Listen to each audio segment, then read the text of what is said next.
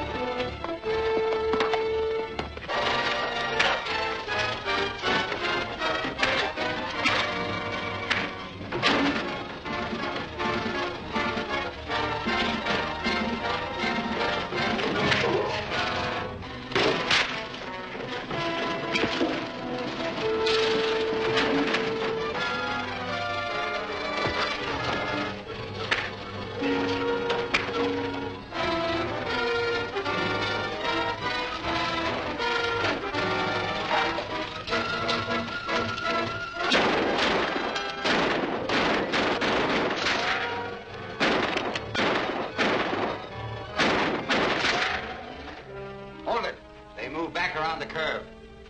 That's a dead-end tunnel. They can't get out. We can't get at them either. Oh, yes, we can. Help me get this oil car rolling. Watch the tunnel, Harris.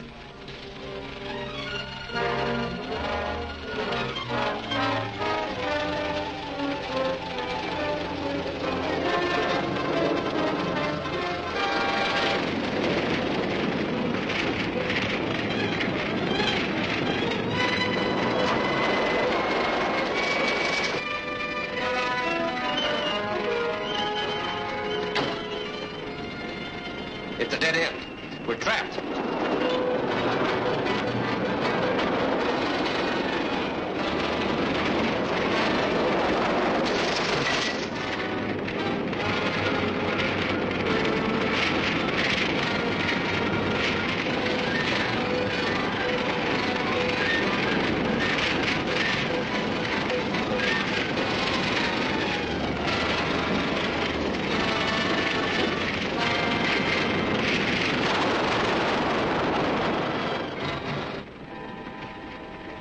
That finishes them. Come on.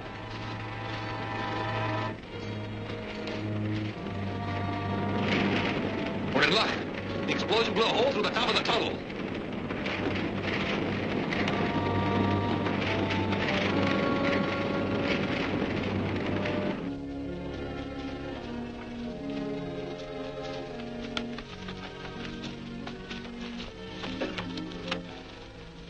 I suppose we're lucky to be alive.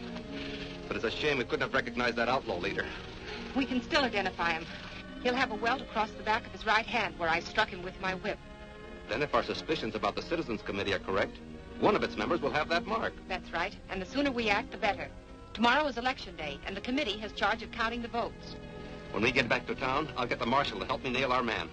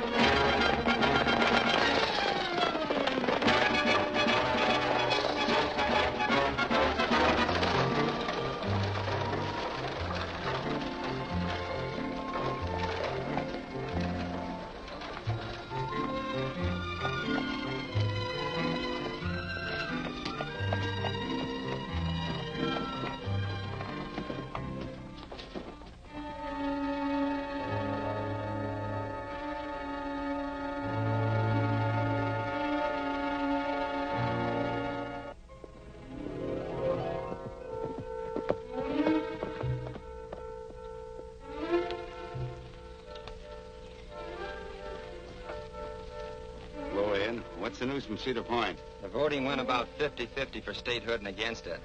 Our boys voted early and often. And good enough, but it all depends upon what happens at Crescent City. Most of those settlers are likely to be for statehood. If it goes that way, it means our whole setup is wrecked and here comes Baxter. He'll have a report on Crescent City.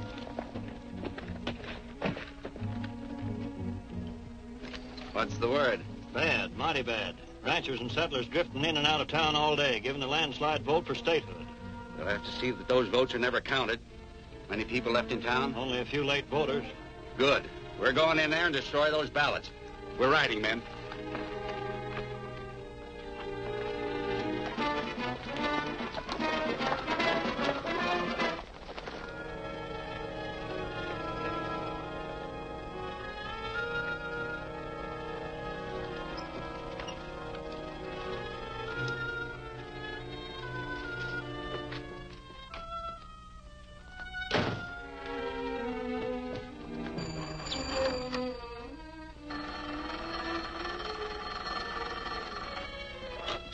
Hello? Ken Point, will you look for Mr. Gordon and... Nope, don't have to call him. He's right here. Hey, Miss Barbara wants you, Vic. Yes, Barbara. Vic, just before I reached here, I saw Hammond and a bunch of outlaws riding toward town. We'll get set for them. Now, I want you to do something right away. Ride over to Pine Junction. You'll find 4 government agents there waiting to compare reports with me. Tell them they're needed here at once. All right.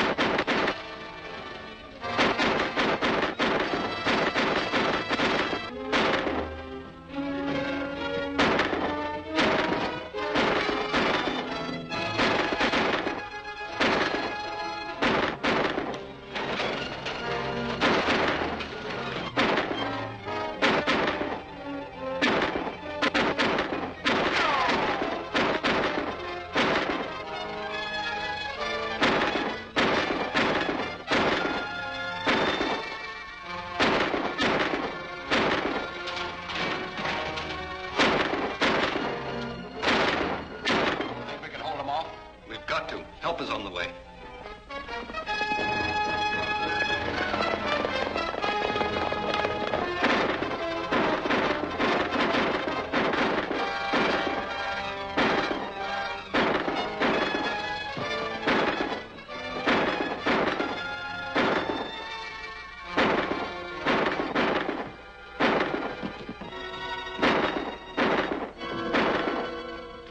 Shooting from the stage office is slacked off. Yeah, we must have thrown a crimp in them. Baxter, bunch your men in front of the office, and you break in the back way and get those ballots. All right. We'll cover you.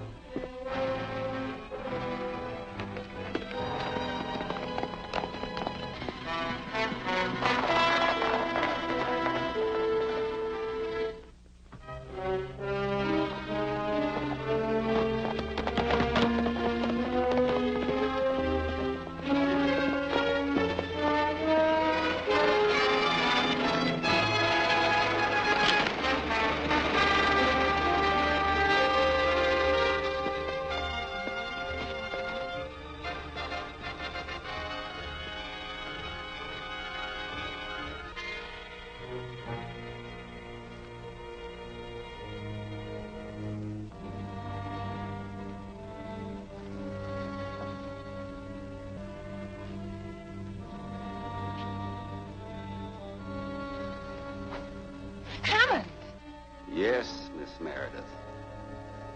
So you are the Black Whip, the champion of law and order. Well, this is one score I can settle.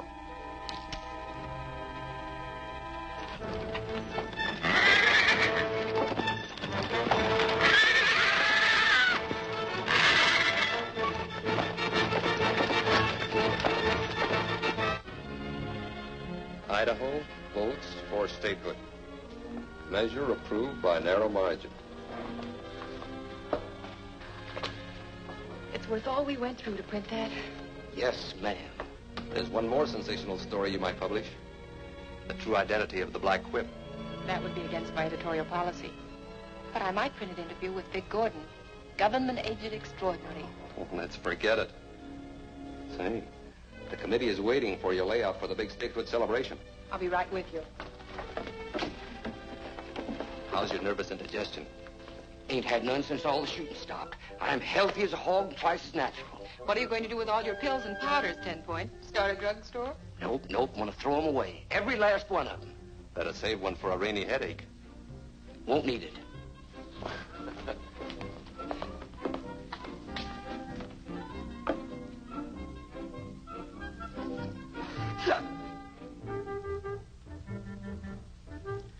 Chief Hallapaloosa's panacea.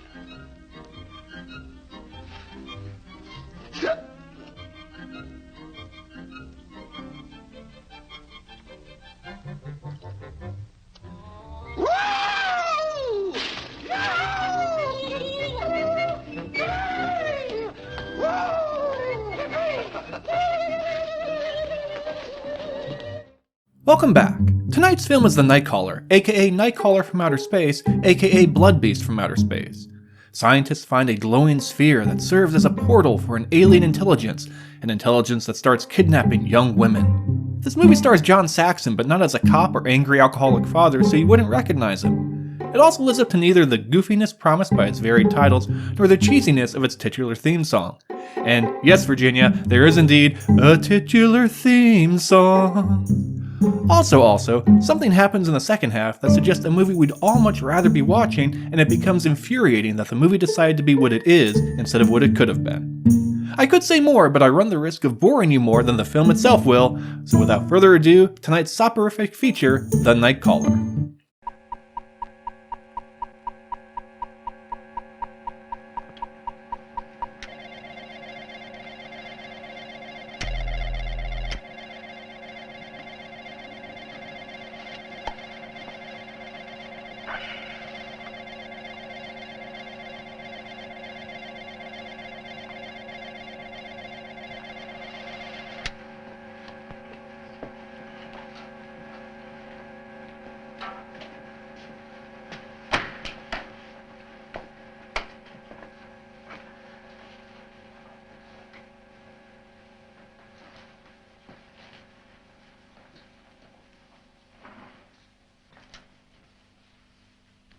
Dr. Morley. Yeah? Come and have a look at this.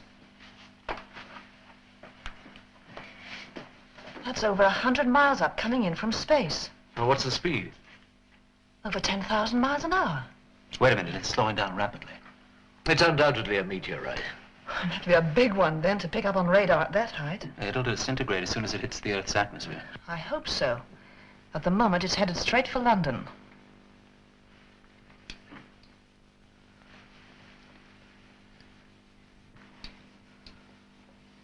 It's changing course. Not only that, it's well inside the Earth's atmosphere now, and it hasn't burnt up. But that's impossible.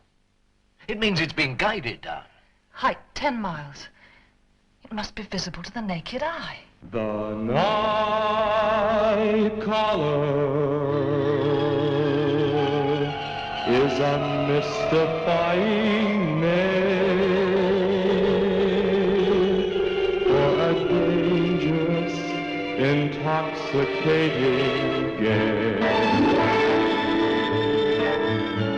The night caller must be played with many skills, and the stakes are mad, forbidden, secret thrills.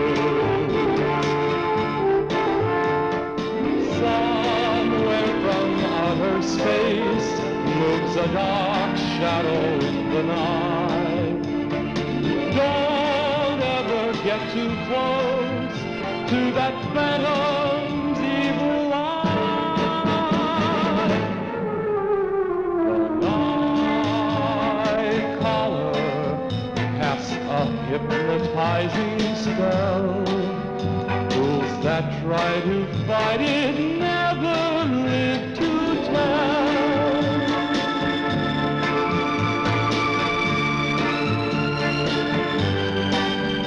Fools that try to fight it never live to tell.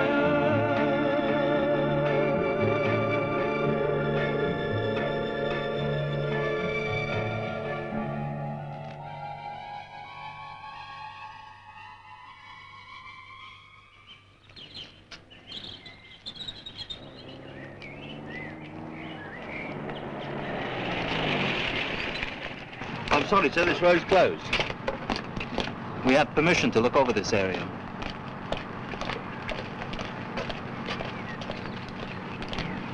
Well, you're right to speak to the Major, sir. Could you come with me, please?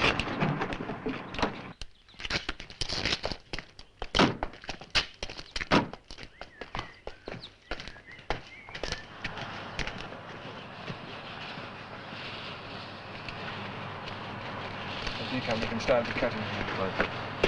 Two gentlemen to see you, sir. Thank you for it, gentlemen. Have you located it yet, Major? Located what? The object that came in from space and fell within a 5-mile radius of this spot. Don't tell us that all those troops we passed on the way here are on maneuvers, Major. We tracked it all the way down on our radar. I'm afraid, gentlemen, I can do Well, look, if you examine our security papers, Major, you'll find that we're cleared by Army security to top secret AA. Yes, we suggest you have some scientific help with you when you find it. Could be dangerous. If we find it. Oh, what do you mean, if? According to our instruments, it should be about 20 feet high. It should be a simple matter to locate the crater. There is no 20-foot object and no crater. What? Are you sure? We've had 2 helicopters out since first light. Nothing. But that's extraordinary. Well, there must be. We couldn't have made that much of an error in our estimation, could we? You didn't. We've had 3 separate checks through our security radar to cross-reference positions. Put it down here. The Deeley Americans up in Yorkshire confirmed our figures.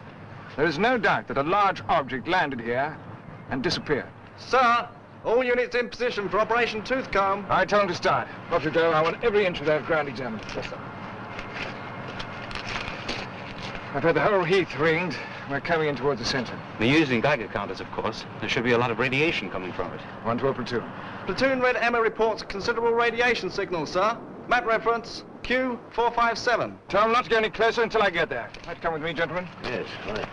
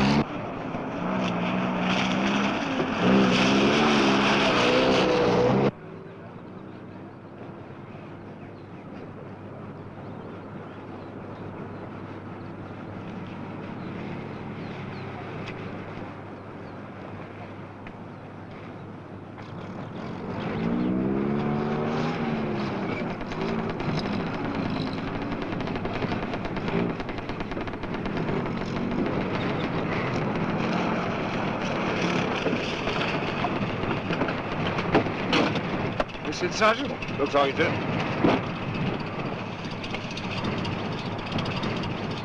Well, that's what came down last night. There must be something wrong with our instrument.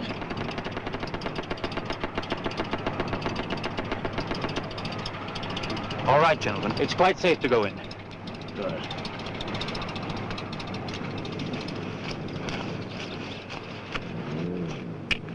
It's cold. It's freezing cold. Well, it must have a remarkable latent heat capacity quite beyond my experience. I hate to interfere with more mundane matters, gentlemen, but what is it? We can't tell till we get it back to the laboratory. You think that's what came down last night? Oh, yes, no doubt about it. This must have been a white-hot mass of flames a few hours ago. Now its temperature's well below freezing. Headquarters are bound to ask if it's of foreign origin. At the moment, Major, your guess is as good as mine. Do you notice the most amazing fact of all? We tracked that sphere through the atmosphere to speed in excess of 10,000 miles an hour. Yet it landed without even denting the ground. That means it must have been guided down. Guided down with fantastic accuracy. Inhuman accuracy.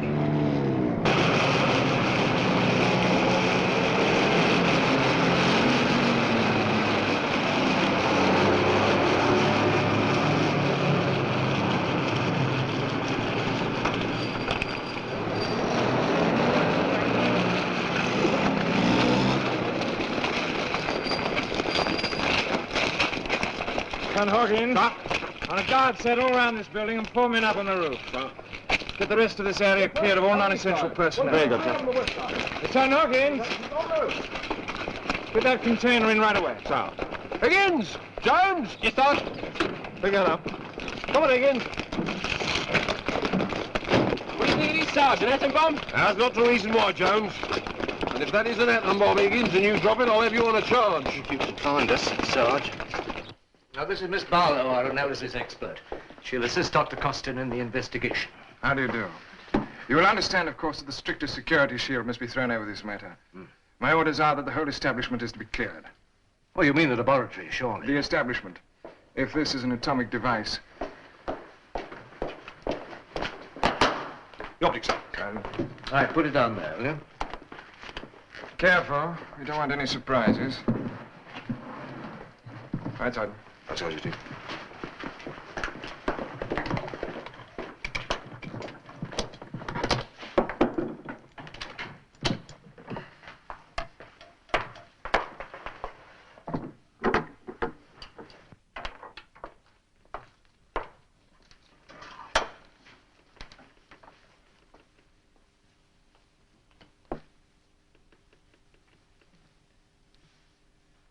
"25 degrees below zero."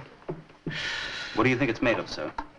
Oh, a silicate or selenide of some kind. Dr. Morley, before you get too involved, I wonder if you'd be kind enough to show me around the establishment so I can set my guard. Oh, must I? I If was you hoping... please, sir. All right. What's he expecting? Paratroops from Mars? Whitehall obviously thinks it's a satellite one of our friends has sent up. And we stand to leapfrog their knowledge if we discover its secrets? It's possible that sphere can take our knowledge forward 50 or 100 years, Anne. I don't think any human mind thought it up. And I don't believe any human hand built it.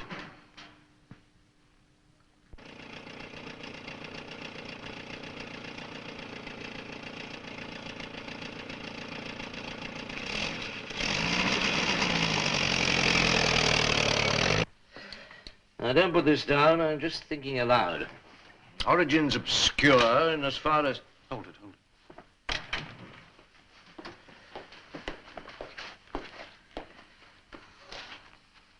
Any news yet? We're just finishing our preliminary examination. And? And? We've carried out routine X-ray, spectrometer, and radiation tests. We find the sphere is made of an undetermined silicone-type material. This forms an exterior protective shell of 3 millimeters thick. What's inside the sphere? A lattice of carbon filaments. But the bulk of the interior contains nothing but a vacuum. What about radiation? It's not radioactive. It's not what the Geiger counter said. The sphere itself emits no radiation at all. What was registered this morning on the Geiger counters was superficial. Probably picked up by the sphere when it passed through the Van Allen straton, entering the Earth's atmosphere. Can I take it from all this that this is not an atomic device? You can rule out all thought of that, Major. It contains no fissionable material. Well, that's a relief anyway. What about the country of origin? Whitehall's been on my tail all day. Well? Well, we're not in a position to venture an opinion on that. Well, sure, you must have some idea. I think there's one thing we can say for certain, Major. Yes? We have no idea at the moment. I see.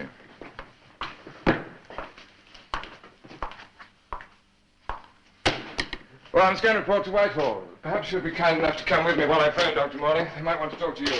Yes, certainly. We're just finishing for the night, as it happens. Costin and I haven't slept for 36 hours. I'll follow you on, if I may. Fine. Miss Barlow, Dr. Costin. My word, that was close, I thought, for the moment. Yes, sir. The less the military knows at this stage, the better. Well, you see that it's locked away in the storeroom, Jack? Uh-huh. We'll see you both tomorrow, then. You know, when we do break it to them, we shall have to do it gently, so they can assimilate it. Yes, it's possible we may have to do a little assimilating ourselves. Yes. Its potentialities are quite alarming. We mustn't let our imagination run riot. Good night. Good night. Good night. All right, Anne.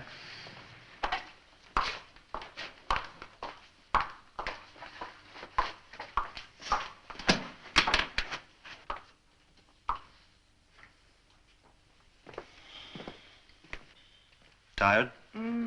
I could use my bed. So could I. Steady. Well, no harm in trying. Can I take you home? No. No, I have my notes to type up. Well, can I help you? No, thank you. Well, then I'll just say good night. Good night. Jack? Did you change your mind? No. What does he really think? Morley? Well, we're all gazing in the same crystal ball together. But the whole concept of this thing is so fantastic, you know? Possibilities of origin, one hinging on another. We don't know. I'm really quite grown up, you know, Jack. Honest. I don't know, and I don't think Morley does either. You mean he really is letting his imagination run riot?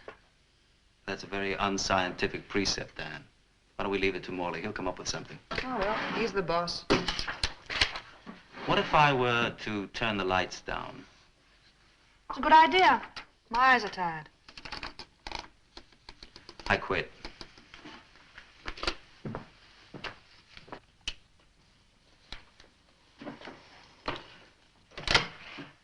Good night. Good night.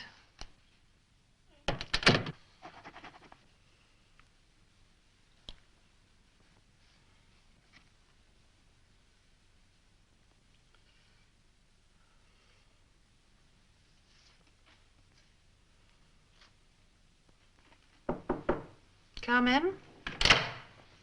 Will you be wanting anything more, Miss Barlow? No, thank you. Good night, Jean.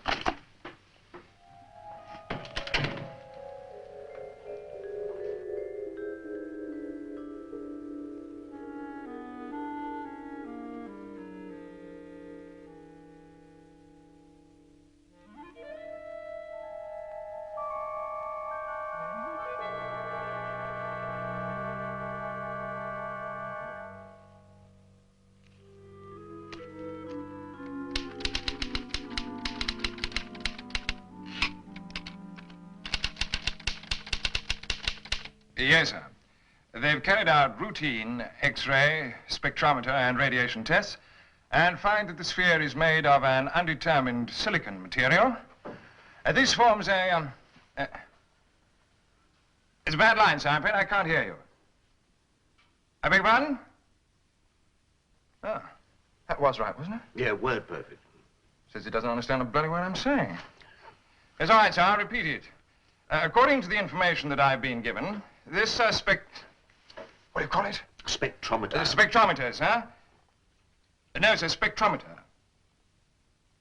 S-P-E-C-T. Yes, I'm sure you can, sir. Does what, sir? No, sir, that's the salt. It's silicon. It's an undetermined silicon material. Yes, well, I was about to explain that, sir. You see, it forms a sort of protective shell which has a vacuum. I beg pardon? I don't think I'm getting through to him, you know. Well, shall I? I'd be delighted if I could get a word in edgewise. Yes, I'm still here, sir. No, sir, it's negligible. Yes, I think I do know what I'm talking about, sir. I was trying to tell you. He's still concerned about the radiation. Well, tell him there isn't any. Yes, I know that the Geiger count has registered a certain amount, sir, but that was explained. Yes, I'd give up.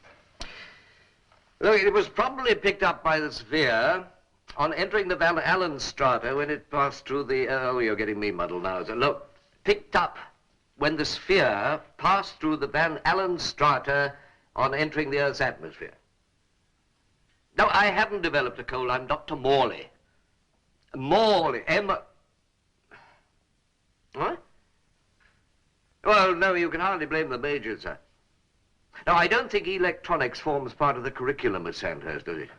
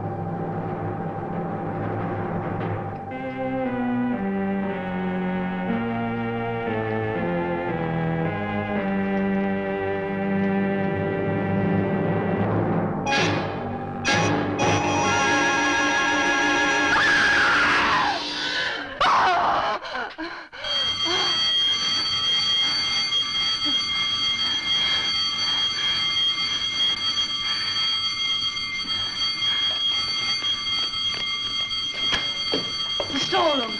There's someone in there.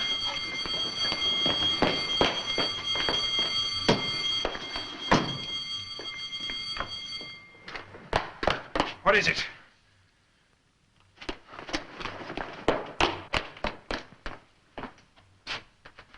What's going on? Who sounded the alarm? Must have been the young lady outside, I imagine, sir. Everything all right in here? Yes, sir.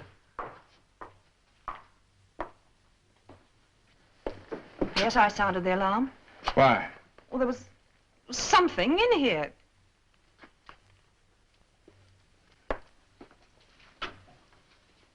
There was. I swear there was. You mean you actually saw something? Well, I saw this horrible claw, and it held onto my arm.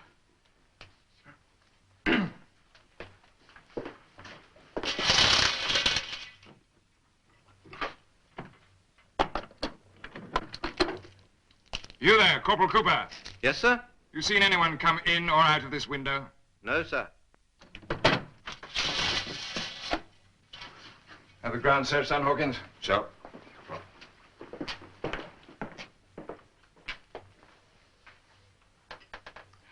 I know there was something in here.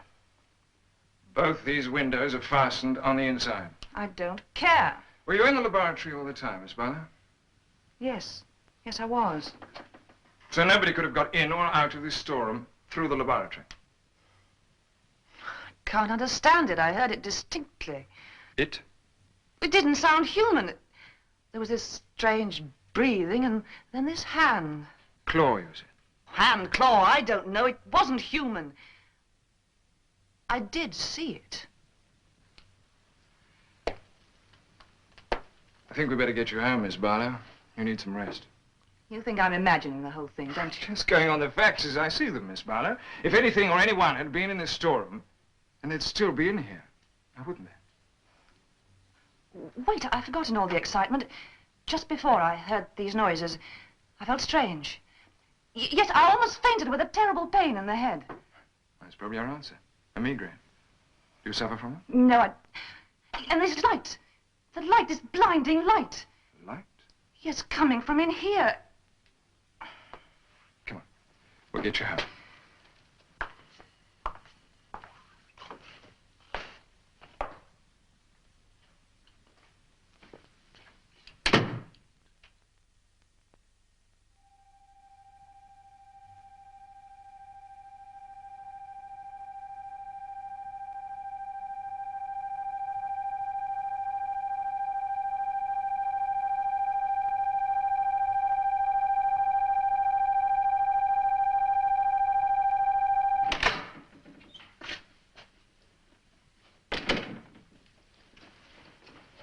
Morning. Morning. Are these Anne's notes?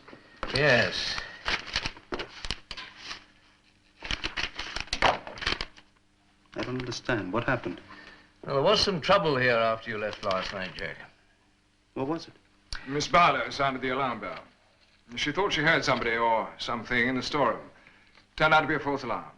So unlike Anne, she's not the nervy type, is she? No, far from it. Well, anyway, there's no harm done. Work my men up if nothing else. I leave it to it. Good, let's get to work. Bring the sphere in here, will you? Yes.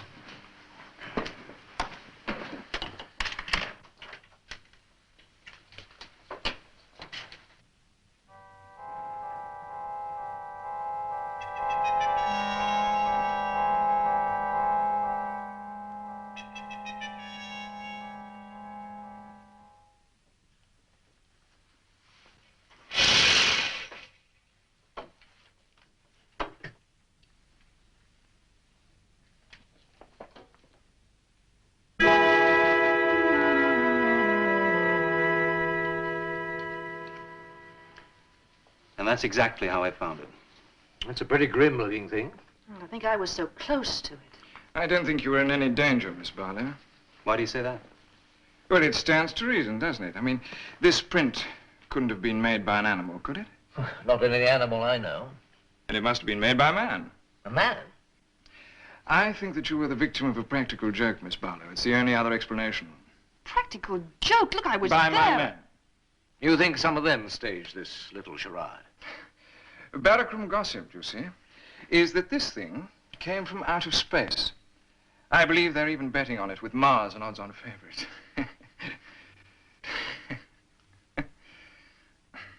It's ridiculous, I know, but you always get rumors flying about among the men. I'm sorry about the shock that it must have caused you. Thank you.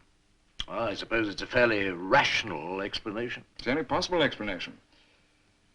If you'll excuse me, I'll go and parade the men. Give them some PT, work off some of that excess energy. Reminds me of the story of the two sergeants who...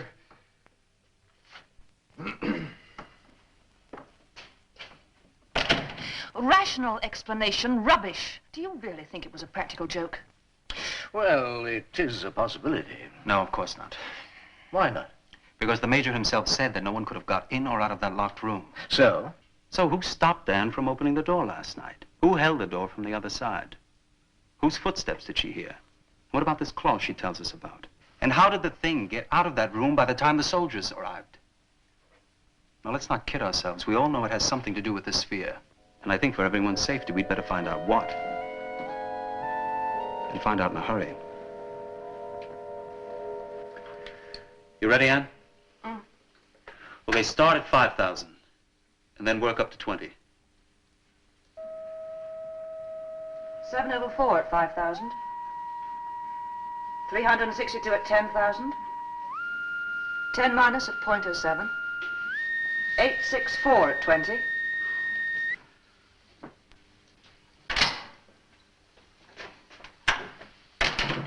How are you getting on? Just finished. And? Well, as far as I can tell, it's an energy valve of complex and fantastic ingenuity. It's so complex, we can only theorize. It's quite beyond my knowledge. It works as a powerful oscillator on the bench circuits. It responds to stimuli throughout the electromagnetic spectrum. Throughout the spectrum? But how does it maintain equilibrium? Well, at the moment, I can only suggest that the selenium shell acts as a thermionic buffer and keeps the electrodes at their critical temperature. Go on. Well, the base control seems to be the source of a fluctuating magnetic field. That it could act as an automatic monitor and control the input ratio. Yes, that's why I suggest that it's an energy valve. Good. I had a call today from the BBC radio monitoring service. They wanted to know if we were doing any experiments with high-frequency transmitters last night. They were trying to trace the source of some bad interference which cut the radio and television reception. I told them it was nothing to do with us. Well, what time was this interference? About 9 for about 10 minutes or so. And it happened again later. Just about the time I left for home. And you felt ill soon afterwards, didn't you, Anne? Yes, that's right. This is an energy valve of incredible power. Of power quite beyond our comprehension. As far beyond it as atomic energy would have been to a 15th century alchemist. Now, I think that power was switched on last night. To transmit messages back to where it came from? No, not a message and not to transmit. It was switched on to act as a receiver at 9 o'clock last night. Well, you see what it does? What its function is? It receives matter? Yes. Do you mean the transmutation of matter? Transmitted from some other planet, received by the sphere and converted into its original form? Meaning? We've had a visitor from space, Anne. Well, now will you admit that I did see something last night? No, wait. We're still only theorizing, remember? Well, I go along with Jack. Nobody believed me last night. All right, we'll accept it for the moment. But where did this creature go when Anne sounded the alarm? Well, back into space, possibly. But what's more important is what did it come for? And will it return?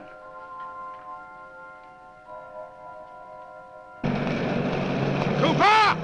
On the roof for 3 men and 2 machine guns. Bellows! Guard the west side of the building. Front gate picket in position, sir! Right.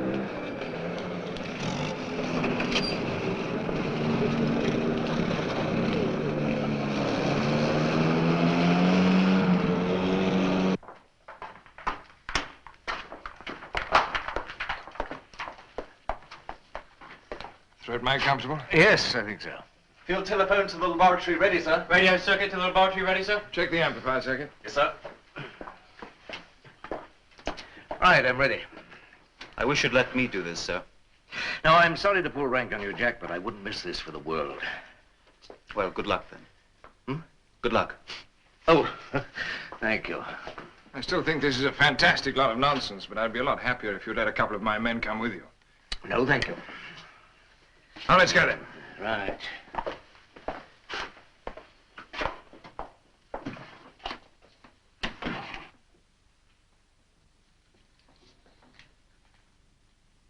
Here, Jonesy. What? Come here. If you stare at something long enough, do you get to imagining things? Nah, not really. I was just looking at this thing here, and guess what? What? I distinctly saw a little trap door open in the top. Get away. Then what happened?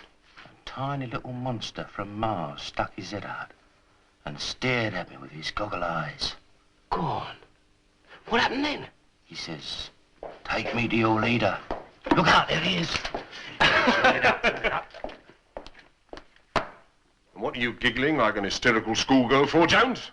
We're just having a bit of a laugh, Sarge. We was wondering what we'd do if a Martian popped out of that thing, Sarge.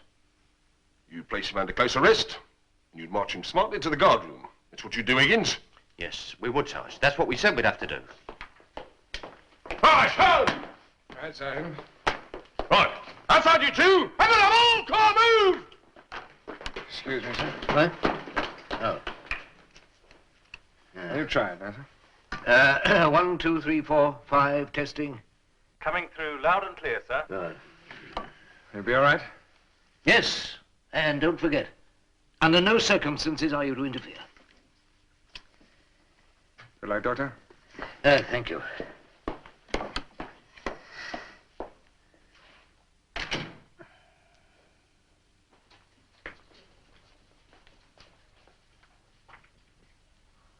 I'm switching off the main lighting now. That'll enable me to see any visible change in the sphere at the earliest possible moment.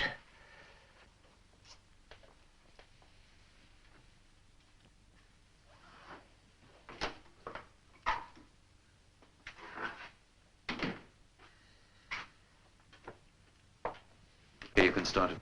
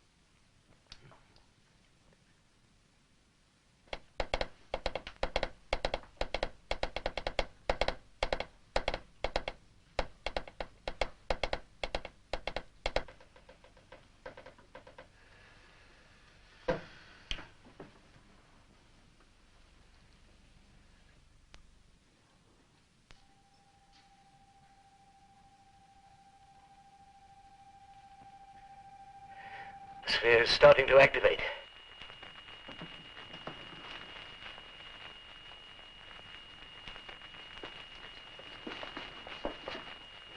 It's jammed, sir. Switch over to the direct line. It's growing in brightness. Light is brilliant. There seems to be something that's affecting the human body. I've got a very great pain in my head. The sphere must be emitting a radiation that is injurious to the human being. I suggest, I urge, that everybody keeps clear till we know more about its effect.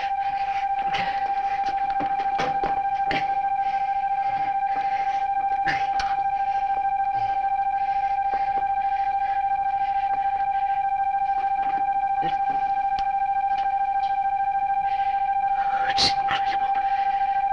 incredible. The sphere's changing.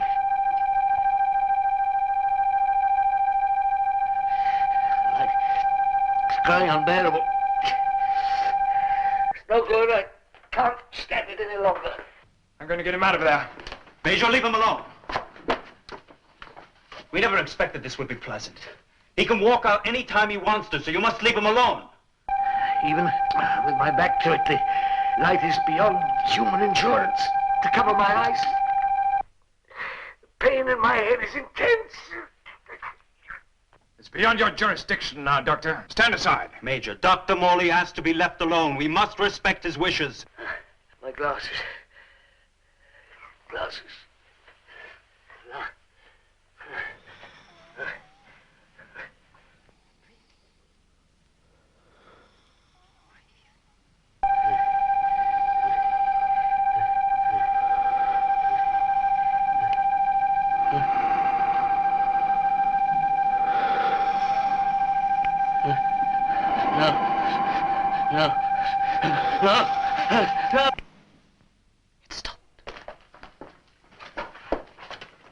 Help me! Help me! Help me!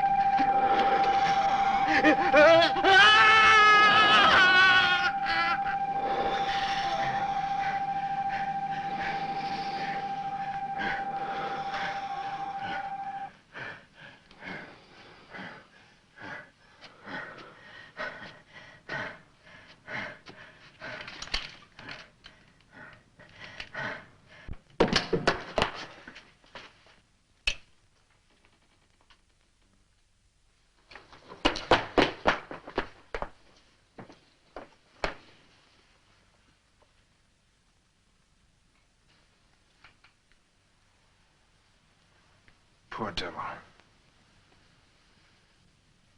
Sphere!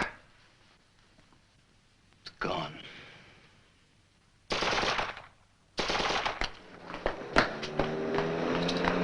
You two, Sinclair, Roberts, get over to the west wing.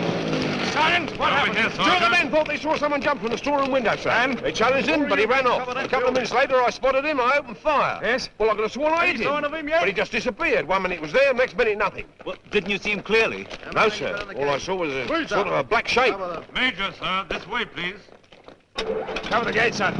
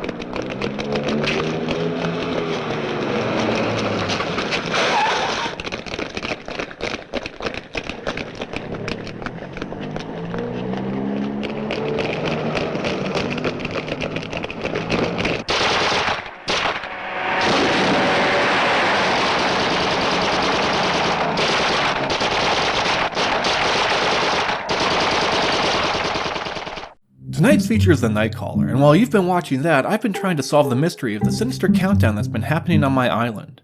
Last week, Comrade B, the Communard courier, delivered a message bearing the number 2, which suggests that tonight we'll see number 1. But what happens when we reach 0?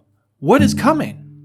I've consulted my various medium friends for their expert opinion, and they've all said, death, death, death. But that's what they always say. So I'm reaching out through this crystal ball to see what can be foretold. This can't be right. I see boundless pestilence, destruction, and despair, but I'm not supposed to visit the States until next winter. Ah well. While I try to sort this out, let's return to the second half of The Nightcaller, which abandons all its previous characters and becomes a police procedural instead. No, really. That's what's happening now.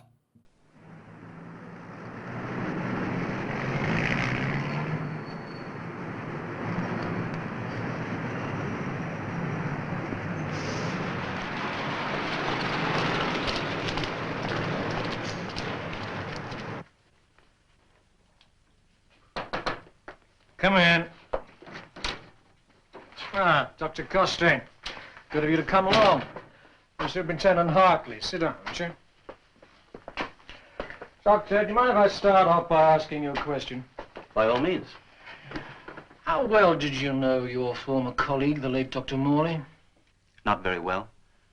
I learned in a very short time to respect him and to trust him a great deal. Had he survived, I'm sure he could have told us something about the creature. What he looked like. What his purpose was here on Earth. You've seen this, have you? Yes, of course. I'm afraid I've stirred things up a little bit by giving my story to the press, but it seemed to me the only way to get all that's happened into the limelight. Ah, yes. When a story like yours breaks, mind you, here at the Yard, we view the whole thing with incredulity. Still, I can't afford to ignore anything, no matter how far-fetched. Particularly these days, so much going on in the world, isn't there? In the universe, yes, it's been going on all the time. Right now, we're finding out about it. Look, I've got a list here of the names of all the girls who've disappeared. And, you know, with one or two exceptions, not one of these girls has any known living relative. And this fact seems to fall into line with your theory, doesn't it? Oh, by the way, just for the record, what do we call him? Man, creature, thing? Anything. Smith. Jones. Smith. Good. Now, how did you arrive at a connection between Smith and these missing girls? In simple language, if you please, Doctor. I thought the press were fairly explicit. Smith has been seen. Vaguely described, I'll admit, but seen, standing outside the homes of some of the missing girls. So Smith either murdered these girls or spirited them away. Taken them back into space. For what purpose? I don't know. Yes, but it's a pretty long shot, isn't it, Doctor? Yes, it is. Can I ask you a somewhat pertinent question? Yes, go right ahead. You seeking publicity? If that were asked by anybody but a police officer, I'd clobber him. I'm sorry. Look, Superintendent, please get this straight. I gave my story to the press purely in the hope of getting police cooperation. We are not scientists, Doctor. I know, but somewhere along the line there must be a bridge between science and criminal detection. If you accept my premise that Smith murdered these girls, or abducted them, or whatever, then we must work together. Yes, well, I've been given permission to work with you. Where do you want to start? I'm glad. I received a letter this morning from a woman named Madge Lilburn. She's got a daughter that's been missing for 3 days. I think we ought to interview her. It goes like this. I haven't been to the police because they've never believed my story. And then yesterday I read your article in the newspaper. Jean went out about 7 o'clock that night. Said she'd be back about 11. 11. Anyway, well, we went to bed early, didn't we? Yes. So she got her own front door Yeah, key. she's got her own key. Anyway, when Madge went in to call her in the morning... When I went in to call, you see, she found a bed hadn't been slept in. There's one thing you ought to know, though, sir. I know what you must be thinking, but really, Jean isn't the sort of girl to go off without a word like that, Never is has she? been, no. No, she's a considerate girl. Always been proud of her, you know. Yes, I'm sure. Did you know where she was going? Well, it was a secret, you see. See, she was going after this very good job. Wouldn't tell us about it. No, she didn't tell us what it was. But she was very excited about it all, wasn't she? She was. Any idea what sort of a job it was? No. No. I'm sure it's all something to do with that horrible man. What man? Well, one night last week, there was a ring at the door. It was Thursday. Thursday? Yeah, it was my lodge night, wasn't it? Oh, it was Thursday, that's right. Well, there was this ring at the door. Madge was all alone, you see. I was all alone. Well, I begged her to let me get her a dog, you know, Alsatian or something. She won't have it. You know. She says it mucks up the furniture. Go on, dear. Tell him about the man. They haven't got all night, have they? Wouldn't I? Got other calls to make. Well, anyway, it was Thursday. There was this ring at the doorbell. Well, I was alone in the house, as Reg says. I was quite surprised, really. I was a bit scared because, well, we don't get visitors very often at night, you know, not during the week. Well, except Frida. She sometimes pops in, but I knew it couldn't be her. She'd gone down to Crawley. She told me she was going. Well, anyway, it was Thursday. I was all alone, as Reg says. There was this ring at the door.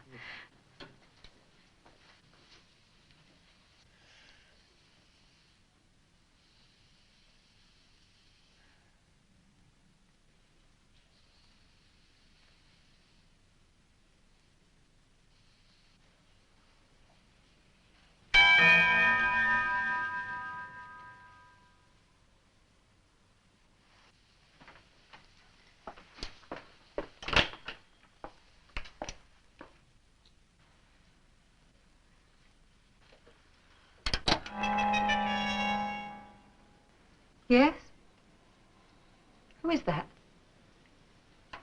What is it? What do you want? Mrs. Lilburn, Yes? is your daughter in? Oh, no, I'm afraid she isn't. Did you want to see her? I have a parcel to leave her.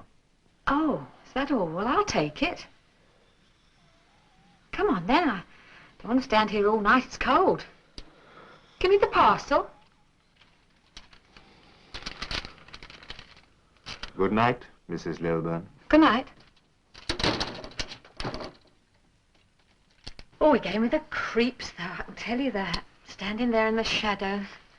He did have a nice voice, though, I must say that. Yes, he did have a nice voice. It was sort of educated, you know. I always say you can tell a well-educated voice. And you think this man may have had something to do with your daughter's disappearance? I'm certain of it. Mate, you shouldn't say What Well, makes you you say don't that, know. Mrs. Lilburn? Well, there was this packet he left for her. Oh, what was in it? Oh, it's a Photograph. photograph of Jean. It's a very good one, you know. Well, it wasn't very flattering. Well, it was sort of artistic, you know. It was in colour, you see. And, well, I'd never seen one like it before. It was one of these new ones. What do you mean new? Well, it was... Funny, wasn't it? It was. I'd never seen one like it before. It was made of a sort of plastic, you know, and it was... Well, in 3D, you know. 3D. May we see the photograph, Mrs. Lilburn? I'm afraid not. No, she took it with her when she went to the interview. I remember her saying, I mustn't forget to take the photograph. She said, Mr. Medra wants me to take the photograph. Medra? Oh, fancy me forgetting that. That's his Oh, name. honestly, That you was ought his to have name. told So them. she that. went to see a Mr. Medra. Yes. So how did you come to meet him in the first place? I don't know. Well, you know what I think, Madge? I think she got it out on that magazine. Bikini Girl? Yeah. Bikini Girl. She's always reading this magazine, Bikini Girl. She's dying to be a model. You got a copy of it here? Well, there should be one somewhere, I think. Oh, thank you. Mrs. Lilburn, you mentioned something about his breathing. Oh, yes. It was heavy, you know, very heavy, like he got asthma or something. You know, like when he had that bad turn of bronchitis. Do you remember? Well, don't 57, remind me. wasn't it? Medra. That's right. Send the name down to records, see if they can dig anything up. Yes, sir. How many girls is it, Grant? 21 with the Lilburn girls, sir. 21 girls disappeared in under 3 weeks. Without a trace and for no reason. I thought I'd seen it all. I've never come across anything like this. I wonder if there'll be any more pictures up there tomorrow. Well, they're not doing us much good, are they, sir? I mean, that's very funny, Grant.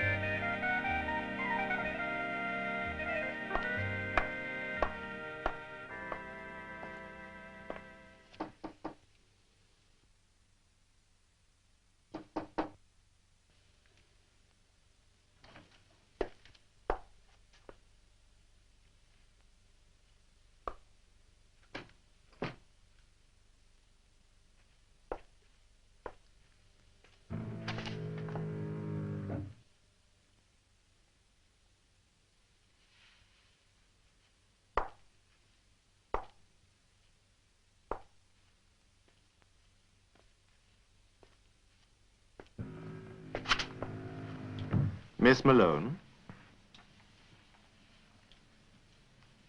Mr. Medra? Mr. Medra? Come closer, Miss Malone.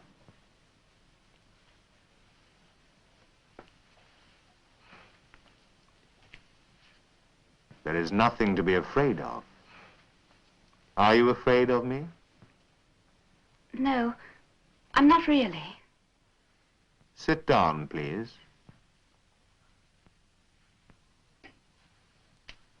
You must remember that no harm will come to you. No harm will come to you. No harm will come to you.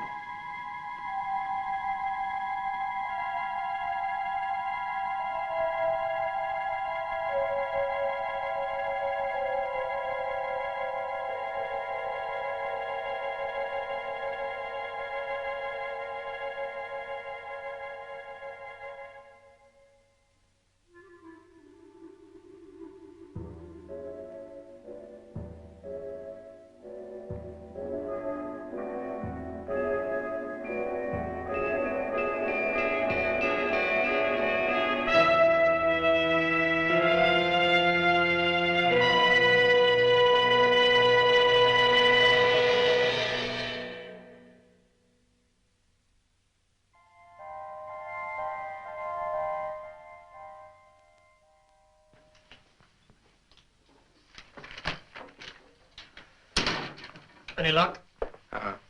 Records have nothing on Medra, sir. What about Interpol?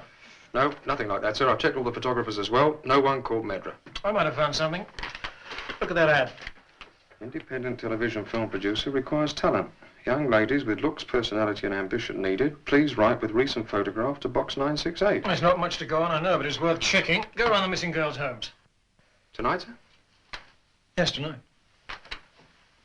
Yes, sir. All of them, sir? All of them. What am I looking for, sir? You're looking for copies of this, Tom. Copies of Bikini Girl. Well, you'll better see about doubling the force there, Commander. Yes, sir. Right, what's next? Well, we should be discussing Hartley's case now, sir. Ah, yes, indeed. And by the way, Savage, I see you've made no progress on that research establishment business. Very nice, sir. Well, it's over a month now, you know. I'm sorry I'm late, sir. 2 more reported missing. That makes 23, doesn't it? Yes, sir. We have got a couple of leads at last. I found a common denominator between them. They all read a magazine called Bikini Girl, and they all applied for a job advertised in this month's edition. And you think that that job was used as a bait? Oh, yes, there's a regular pattern to it. They apply for the job, they go up for an interview where they have their photograph taken. And the photograph is then delivered to the girls' homes on the night before they disappear. Now, I've got a couple of descriptions of the man who delivered them. It's the same man each time. But he sounds a bit of a freak, sir. A freak? Yes, he always comes after dark and he always stays in the shadows. He seems to be very tall, and he wears some sort of a scarf across the lower half of his face. And from the sound of his breathing, he could be an asthmatic. Well, it shouldn't be too difficult to find. Well, I've saved the most important lead until last, sir. Grant was checking the girls' homes about this Bikini Girl magazine, and he came up with the only piece of luck we've had so far. What's that? One of the girls has a younger brother, collects car numbers. He was coming home from Scouts one night, and he took down the number of a car parked outside the house. Well, that simplifies matters.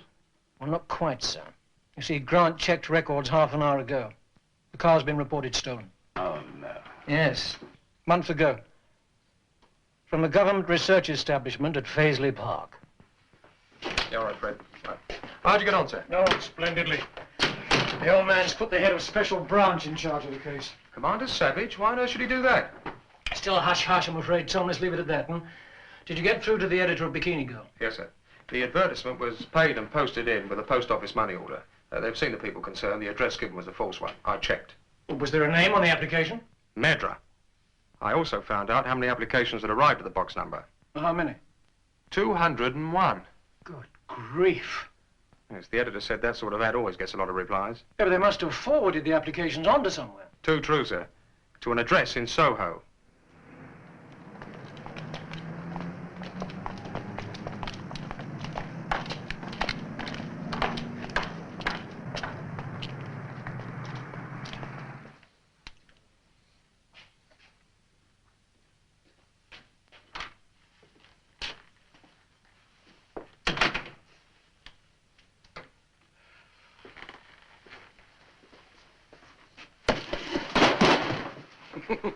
Oh, I'm so sorry, Inspector. Did I frighten you? Superintendent, no, you didn't. Oh, congratulations. It's some years since we last met, isn't it? Yes, it is. 6 months of living off the proceeds, wasn't it? Mm-hmm. It's in the same game, is he? Different version, same game. Anything I can do for you, Inspector? As superintendent. Medra. That's what you can do for me. Medra? Don't know anyone. You had over 200 answers to an advertisement in Bikini Girl over the last 18 days. So don't tell me you don't know. Use my business as an accommodation address. Anything wrong in that, Superintendent? You'll find out what's wrong if you don't cooperate. Now, come on. Give me a description. That'll be hard. Yeah, she always did seem a creepy sort of bloke, though. But if you don't do business with peculiar people, you don't do business in this part of the world. Now, what did he look like? You must have got a good look at him in here. He always had a scarf all over his face. You couldn't see very much of it, but he was tall. Yes, he was very tall. He was about 6'5", I should think. Very odd, too. He always had a strange way of keeping in the shadows. Yes, like you. Now, come out from behind there where I can see you. Who? How do you mean odd? Well, sort of unnatural. Some people aren't normal, are they? No, they're not. I suppose I've seen this murderer about a dozen times. Each time I've seen him, he seems sort of weird. I know. Sounds crazy. I think he wore a mask. A mask? But under the scarf? Mm-hmm. A mask. You could see his eyes through the slits. Oh, they were horrible. Green, like a snake's. I like men with nice eyes, don't you? I tell you something. He even gave me the creeps. Then why did you agree to handle the letters for him? Because he paid me well. 50 quid down, £1 for each letter. Not bad. I did all right, didn't I? I didn't know he was crooked, though. Who said he was? Well, I thought, what's he done, anyway? You've read in the papers about the girls who've gone missing? Yeah. Well, I had nothing to do with that. No? Oh, letters, girls, photographs.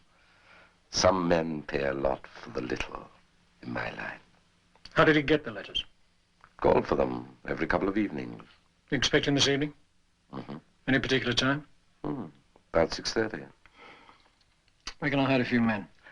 The front door is the only way in. All right. I'll have him here later. You got some letters for him? No, I'm afraid things have been slackening off just lately. Well, you tell him that. Don't detain him and don't try and alarm him. You'll find you can count on me. You'll regret it if I find I can't. Magic seeing you again.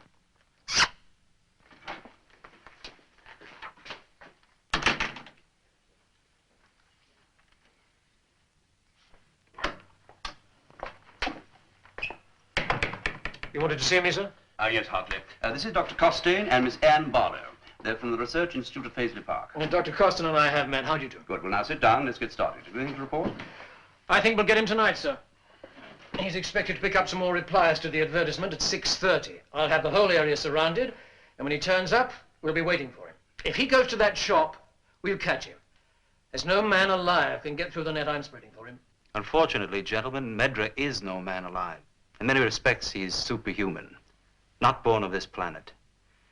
You're not just up against a criminal mind. We're fighting an alien civilization, one at least 100 or maybe 1,000 years in advance of ours. Let's show the man. This is a map of the planetary system. Here's the sun with its 9 major planets. Earth is the 3rd planet. This is the 5th planet, Jupiter, the giant planet with its 12 moons. And this, gentlemen, is where Medra comes from. Jupiter 3, the 3rd moon, known to astronomers as Ganymede. Now, wait a minute. Just let's assume that Medra did come from outer space. How can you possibly know that it was from Jupiter 3? As you know, we've been examining a sphere at Paisley Park. We've been able to collate enough evidence to prove that it was an energy valve of incredible proportions. A valve which is the slave of a master system, the whole of which is used to transmit and receive matter. But why Ganymede? We've been tracking intense radioactivity on our radio telescopes for a month now. We have cross-references enough. The master transmitter is on Ganymede, and we can produce 50 other scientists and astronomers to prove that as well. Well, why has he come to Earth? Why is he involved with these missing girls? That's what we're trying to find out. One possible explanation might be that they're being abducted for experimental purposes. Genetic experiments, do you mean? Yes. The investigation of man under laboratory conditions. Insemination would be a simple matter for a science like theirs. Don't forget one thing. Medra is laboring under great difficulties, too. He's in a foreign environment, like a diver under the sea. We think he has to wear a special kind of breathing apparatus built into a mask to cope with our atmosphere. Yes, I see. Gentlemen, I have a suggestion to make. Well, it's not a suggestion, it's a fait accompli. I have applied to Medra for an interview. You've what? I'm meeting him tonight, at the place where you hope to trap him, at Thorburns bookshop. You'll do no such thing, Anne. Look, Jack, you need information, don't you?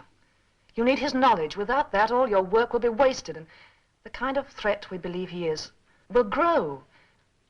You need someone to find out what he's about before the police get him, because I don't think he'll be taken alive.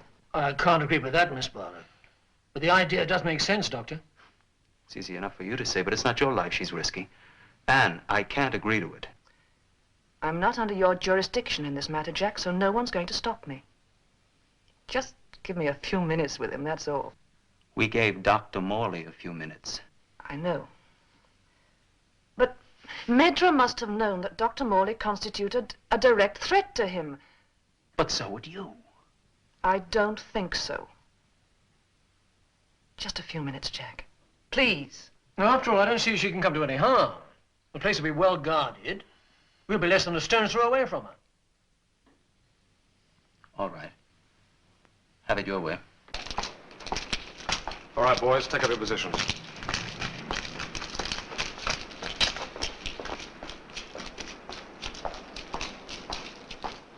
The moment Medra moves into the alley, both ends will be sealed off. Are you sure there's no other way out of that shop? Oh, there's a window, but it's heavily barred. Only if he's coming, he shouldn't be long now. What about Miss Barlow? She'll be here any minute.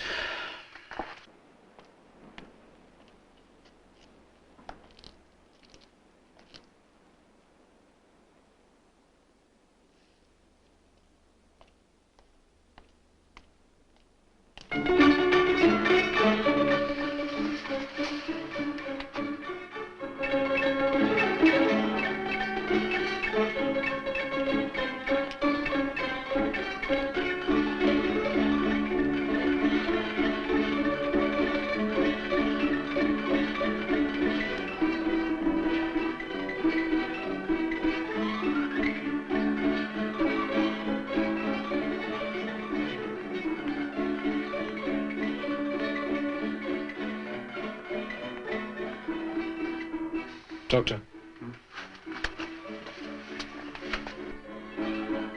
She's ahead of time.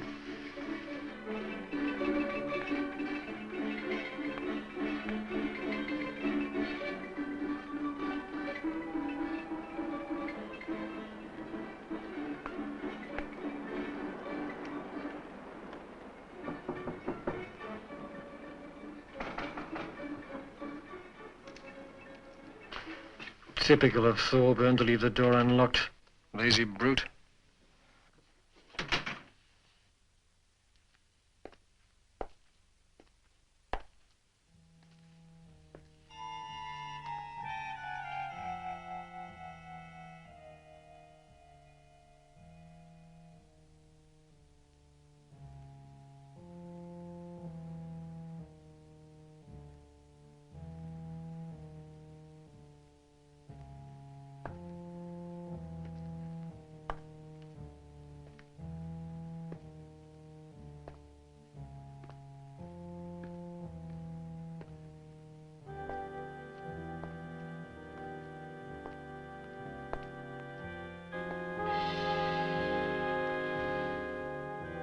Miss Barlow.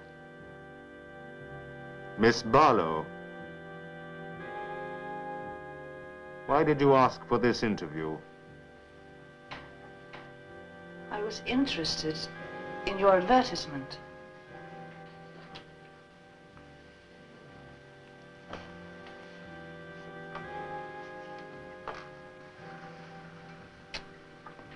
You are a professional model.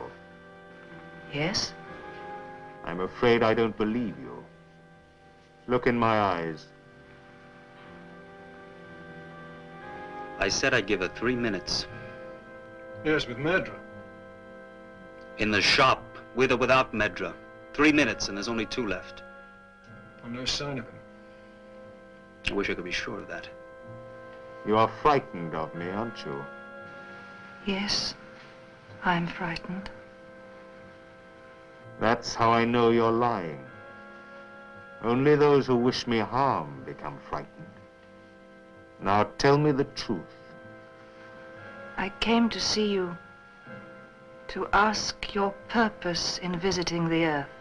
And to learn the secrets of my planet, Ganymede. What else did you come here for? To find out what has become of the girls you abducted. We scientists have tried not to accept the idea that you wish to destroy. We believe that you are of a civilization and intelligence 1,000 years in advance of ours. Yet you do destroy, Haven't you learned the futility of violence? We have suffered from violence just as you have. We try to be gentle. I want to know Yes? what happened on your planet. We interfered with the laws of the universe, just as you are attempting to do now. We found it impossible to suppress the emotions of love and hate, so we slipped back into the dark abyss. The problem of life is that there is always an enemy who will kill or be killed. There is always someone to fear. You have no need to fear me. On the contrary, I fear what I cannot control. And I cannot control an intelligence that is almost equal to mine. A mind such as yours searches and destroys.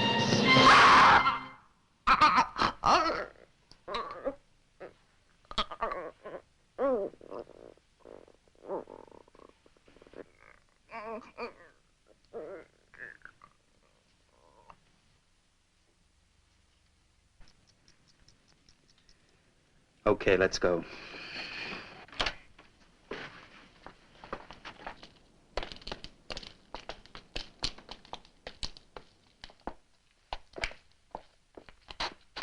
Anne!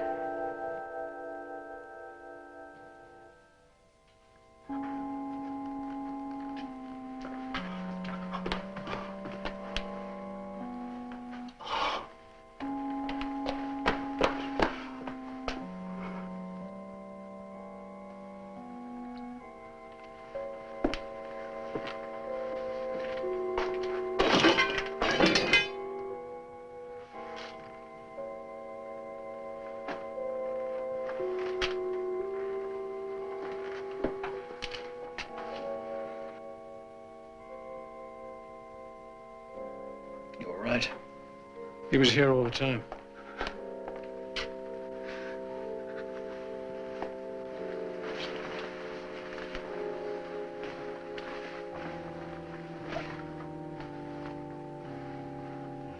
Grant, get your men to search every square inch of this area. I want a ring around the whole of Soho. I'm sorry. It's evident that we're dealing with a creature not only of superhuman intelligence and power, but one also possessing a primordial lust for violence and savagery. Also, gentlemen, it's my opinion that Medra could be the forerunner of a full-scale invasion. You mean there's no limit to the number that can be transferred here by this device? No, none at all. That's why it's imperative that we track down that sphere and destroy it before it's too late. How do we locate it? Well, when it's in use, it emits secondary radiation. What about radio detector bands? No, they're not in the same radio spectrum. Wait a minute, it's the same spectrum. A different method. If we use something more powerful than a radio detector band, we could pick out the spots that were made negative and find it by a process of elimination. But we'd need the cooperation of every radio astronomy establishment in this whole country. Well, I can promise you all the help you can use. Well, then I'd better get back to Paisley Park right away. Go with him. They're on everything he wants. Right, sir. Can I have your permission, sir, to put out a warning on radio and television? I want the girls who replied to that advertisement to get in touch with us. We know that over 200 girls replied to that ad, sir. I am aware of that, Hartley. But there's something here even more important. I know that, sir. All right, put out the warning. But nothing else. I want to hold what happened last night from the press till the last possible moment. Before the news, we have an urgent police announcement. Will any girl who applied for a position in answer to an advertisement that appeared in this month's edition of Bikini Girl magazine under the box number 968, please contact the nearest police station immediately. The police wish to state that by answering the advertisement, these girls have placed themselves in great danger. Yes, well, let's hope that saves at least one girl from... A fight worse than dead, sir? We should cut out the jokes, Grant. It makes me nervous. And take your foot off the chair. The equipment should be ready soon. Good. Well, Lieutenant, make sure that the master references are marked out exactly. You think it'll work? It all depends on whether we can find and set the wavelengths of the sphere. If we can, and we need to do it fast, we can plot the position from our monitors. The Jodrell Bank radio telescope, the American radar early warning system at Fylingdale in Yorkshire, there in Cornwall, here in London. If and where the lines converge will be the site of the sphere. After that, sir, it'll be up to you. Every army combat unit in the south of England is standing to. I only hope it's enough. Well, thank you very much indeed for getting in touch with us. Right, we'll be there in 10 minutes. Sir, that girl I just was speaking to has met Medra. What? Met him last night. Would you get the address? Well, thank you. I'll send a police officer around to get the details.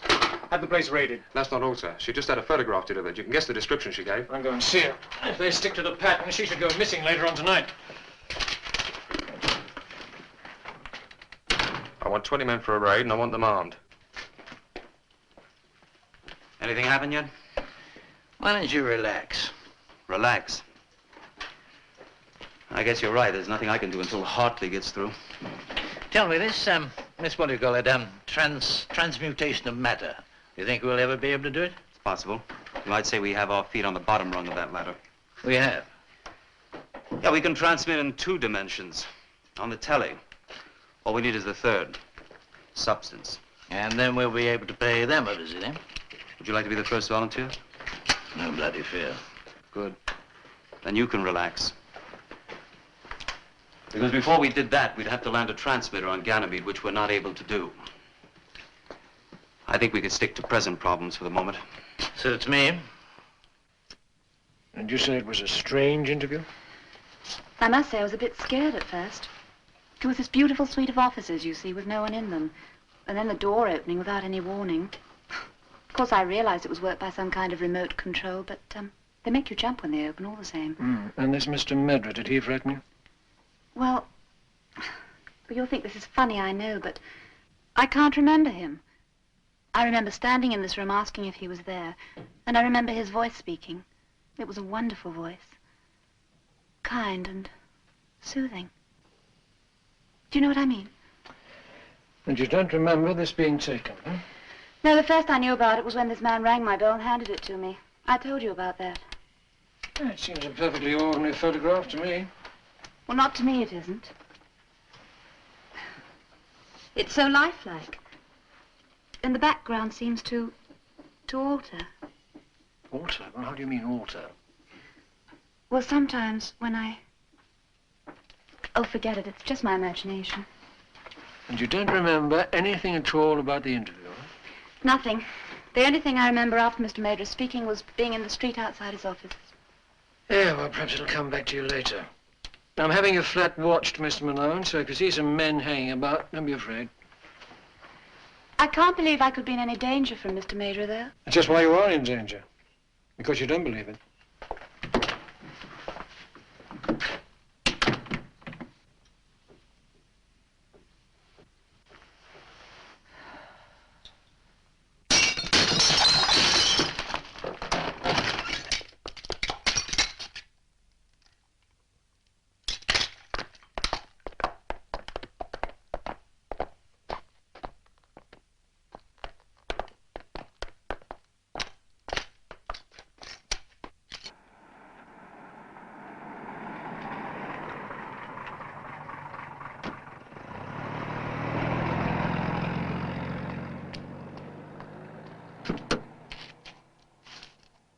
No luck at Medra's office, sir. It's deserted.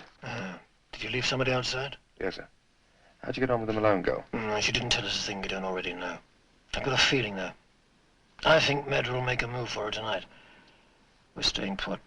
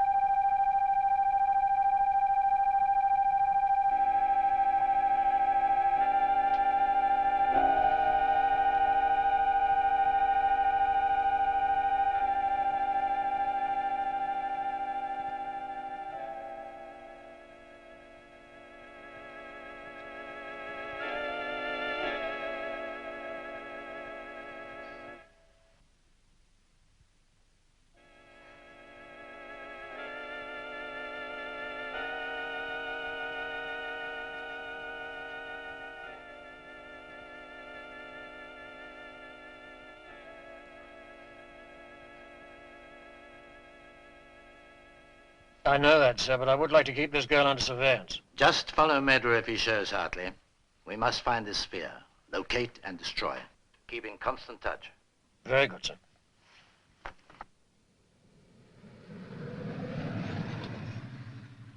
Sir.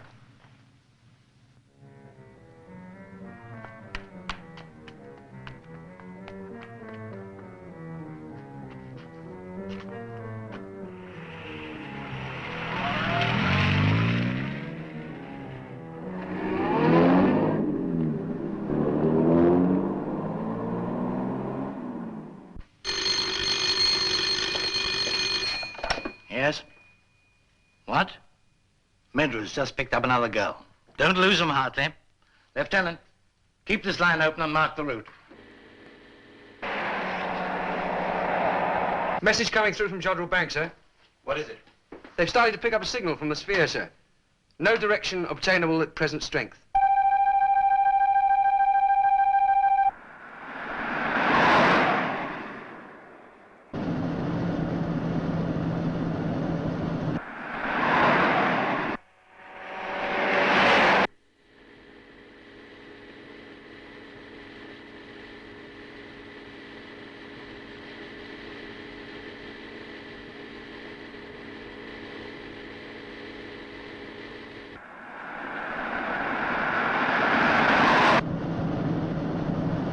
Farlingdale's picked up the signal, sir.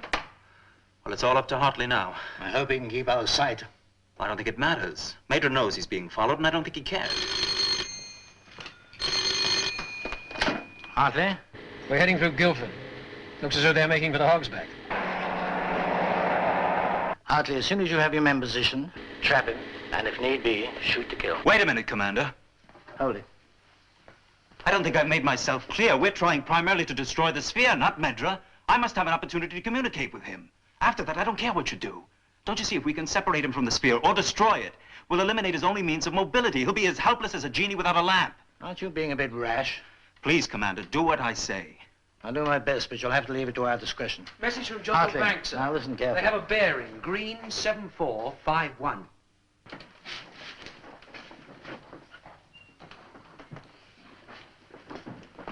All right, keep at it.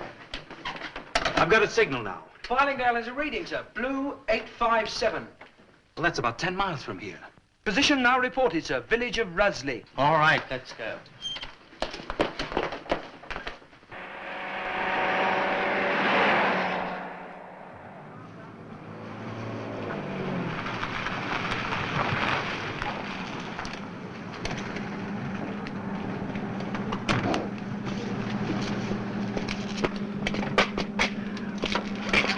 Where are you going? I'll look for the girl. Stay here.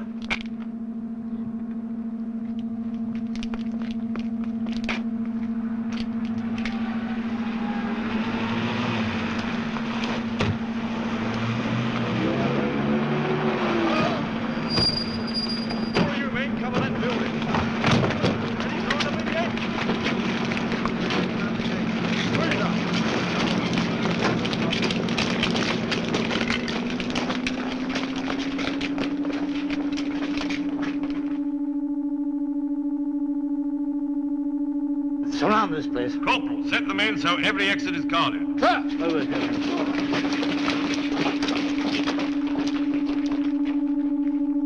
In a few minutes, I shall be returning to my planet. Nothing you do can stop me. My task here on Earth is completed.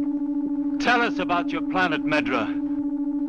1,000 years ago, we made our first stumbling steps into space. We visited the Earth, only to find we could not survive its atmosphere. But we from Ganymede knew that we were superior beings and had nothing to learn from you. We had knowledge that could lead to eternal peace and progress, but also embodying the darker powers of universal destruction. So our civilization ended, just as yours will end. But there were survivors. A few, and they were terrible to look upon. It took centuries of procreation before signs of normality began to appear. A hand like this, instead of this.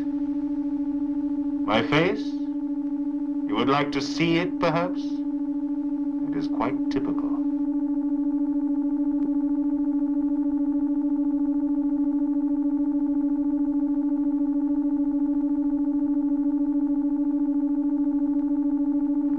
why you came to Earth, to find new blood? You have no need to fear for the young women who are returning with me. They will come to no harm. You see, we have learned our lesson. One day I may return, if it isn't too late.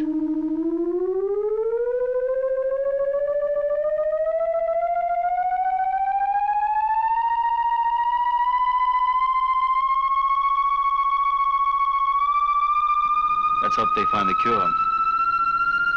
And tell us.